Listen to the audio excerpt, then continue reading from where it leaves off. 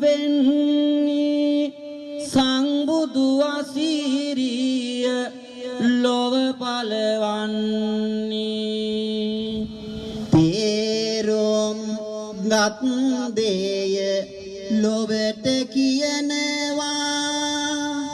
ටික ටික බුදු සාව වන් ඇති වෙනවා මුළු මිහිතලයම සුවඳ කෙරෙනවා දුකින් පෙළුණු සත් සුවපත් වෙනවා අසරණයින් හාට පීඨ කීවන්නේ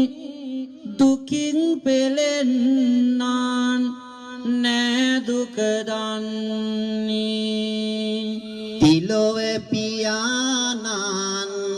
දහම් දෙසන්නේ තුන් ලෝතලයම